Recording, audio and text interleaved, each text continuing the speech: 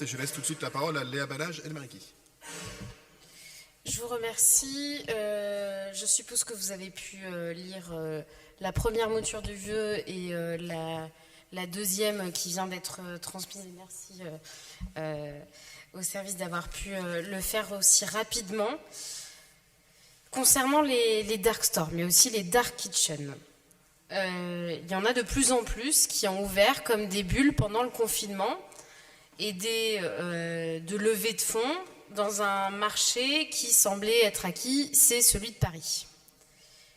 La promesse de ces dark stores, c'est livrer en moins de 2 heures des milliers de références en moins de 20 minutes, quelle que soit sa situation à Paris.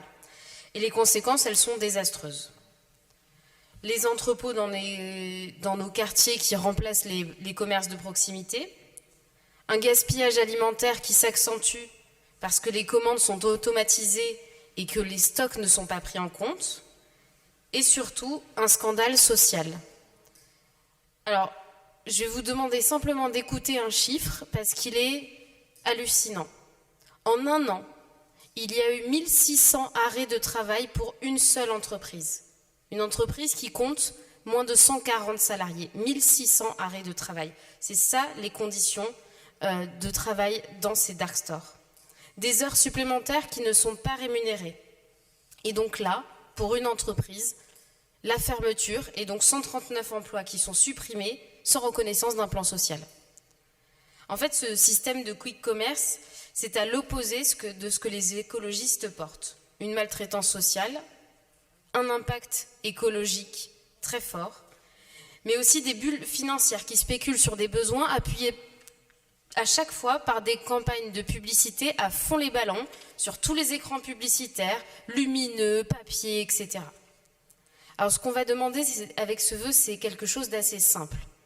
Que Paris soit une ville zéro dark store et zéro dark kitchen. Mais aussi, afin de protéger les 80 sites qui hébergent des centaines de salariés, qu'il y ait une inspection dans chacun des sites référencés par la Pure. Et enfin, qu'on puisse changer notre réglementation pour que le premier souhait que nous venons d'énoncer, c'est-à-dire que Paris soit une ville zéro dark store, soit enfin une réalité. Je vous remercie. Merci. Je ne sais pas si Jean-Philippe Davio souhaite rajouter un mot. Oui, un mot rapidement, d'abord pour dire que ce vœu pointe un vrai sujet. Un vœu précédent, il n'y a pas si longtemps d'ailleurs, l'avait déjà abordé, nous l'avions voté nombreux parce qu'effectivement il ouvrait là le débat sur un vrai sujet. Et comme souvent, lorsqu'un phénomène apparaît un peu rapidement, un peu de manière souterraine comme ça, les législations ne sont pas toujours adaptées. Finalement, on a un certain nombre de phénomènes qui ont un temps d'avance sur les législations et c'est bien la situation que nous connaissons aujourd'hui. C'est pourquoi, avec l'apparition de ces dark stores, ces dark kitchens, un certain nombre de choses ont pu être faites.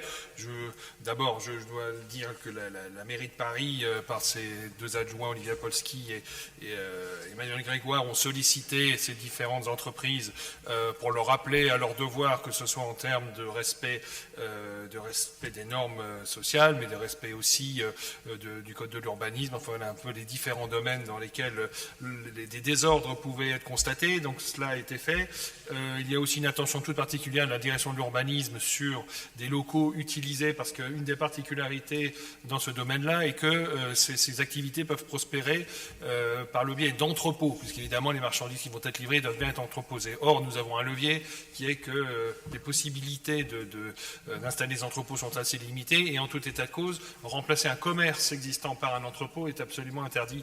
Et donc, nous avons un instrument là pour lutter contre ces activités, et la révision du PLU va nous donner l'occasion d'affiner encore nos instruments et de rendre encore plus compliqué l'installation d'entrepôts et de réduire notamment les portions de territoire où cela est possible. Donc on avance de ce côté-là, mais il y a effectivement, Léa soulevé une nécessité à la fois de contrôle évidemment de la part de l'État, mais aussi d'une évolution de la législation pour se doter davantage de moyens pour empêcher ce phénomène.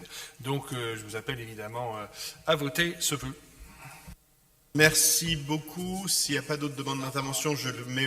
Ah pardon, Barbara. Ici, voilà, on y arrive. Oui, vous le savez toutes et tous ici, notre groupe communiste Génération et Citoyens a eu, disons, un regard très attentif sur le développement des livraisons via les plateformes. Nous avions alerté à de multiples reprises sur les faits de contamination, en disant que, bien évidemment, il y avait les plateformes dites uberisées avec les faux travailleurs indépendants, mais que ça ne s'arrêterait pas là, ni à ce secteur, ni d'ailleurs aux seuls indépendants. Et c'est exactement ce qui est en train de se passer. On est aujourd'hui dans une société du consommateur enfant gâté que nous avons beaucoup dénoncé ici, un conseil d'arrondissement, mais aussi au conseil de Paris. Il faut qu'on continue à le faire. Et au-delà de la dénonciation, ce que j'apprécie particulièrement avec ce type de vœux, c'est qu'on voit la cohérence de notre majorité aussi dans notre lutte, dans notre volonté de lutter contre ce type de modèle économique. Nous avons chacune et chacun des sensibilités différentes.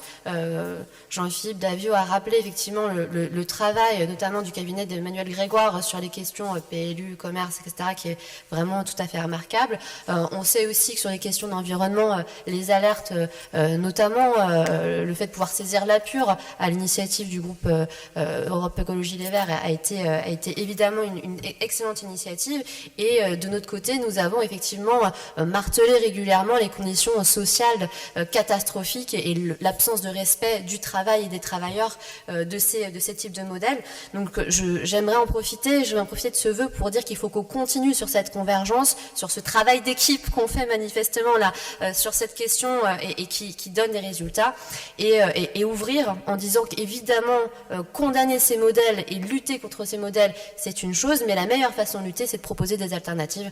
Et là-dessus nous devons absolument accélérer sur la plateforme Acheter à Paris, que nous avons voté à l'unanimité il y a déjà plus d'1 an et demi, et qui permettrait d'avoir une alternative à la fois en évitant ce gâchis absolument incroyable, puisque nous ferions livrer effectivement sur ce qui existe déjà à Paris, des produits déjà présents, mais c'est aussi une façon de s'assurer que les personnes qui vont venir vous livrer sont issues d'entreprises, notamment coopératives, qui respectent les travailleurs et le travail de manière générale. Donc je pense que pour lutter contre les dark stores, il faudra nécessairement passer par cette expérimentation et j'espère d'ailleurs que nous commencerons par le 18e arrondissement. Merci.